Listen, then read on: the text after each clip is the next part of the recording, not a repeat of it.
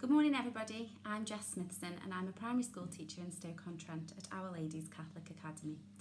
The story I'm going to share with you today is from God Speaks to His Children from the ACN Bible Text for Children. I hope you're all okay.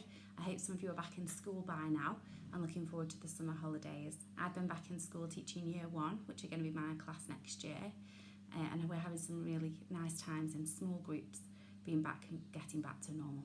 But I hope you're all staying safe and having lots of fun. My story today is Jesus grants life to a dead man. Jesus went with his disciples to a town called Nain. A great number of people went with him. As he came to the gate of the town, they met a funeral procession. A young man was being carried out for burial, the only son of his mother. She was a widow, and now she was quite alone. Her neighbours and friends were going with her to the grave. Jesus saw the woman and he felt sorry for her. "Do not cry," he said. Then he went up and he put his hand on her shoulder. The bearers stood still, and Jesus said to the young man, "I tell you to get up." The dead man sat up and began to talk, and Jesus gave him back to his mother. All those who were present were filled with awe and praised God, saying, "A great prophet is working amongst us. God himself is helping his people," and the news about what Jesus is doing for men spread throughout the land. So my story today, it took me a little while to think about what I was going to say and what I was going to reflect on from the story. On the face of the story, it seems quite a simple story. Jesus saw somebody that was upset that her only son had died, and so he decided to bring the boy back to life. I think what is quite simple about it can also be quite misleading for some people, in that Jesus can just make everything better in terms of if somebody has died and bringing them back to life.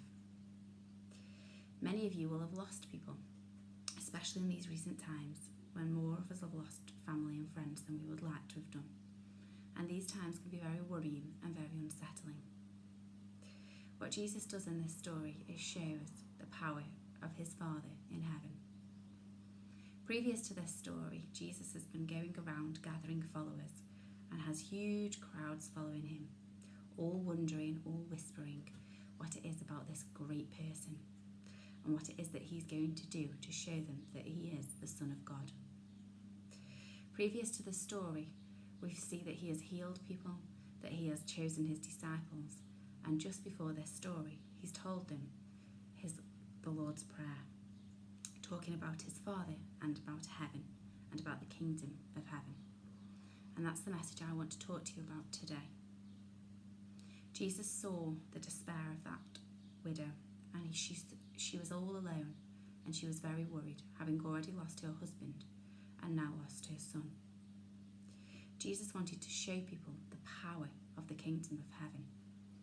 All the people following him, his disciples, he wanted them to be loyal to him and to see just how powerful his Father and this new way of life would be. And what better way to show somebody that than to show that he could bring this boy back to life for his mother and provide her with the greatest comfort possible. We know from our prayers and from our belief of heaven that also brings great comfort when we have lost somebody. And that's the message I want to share with you today. We all have a different vision of what heaven will be like, and that is the beauty of the brain that Jesus has given us. He wants us to imagine what it's going to be like. He wants us to have faith that when we get there it's going to be better than anything we've seen before. And this message, I think, comes from the stories of healings and of miracles that Jesus performs, that we must always keep hold of our faith. No matter how bleak the times, we use our prayer and we use our faith to know that we will come through it and that the world is a better place for our faith.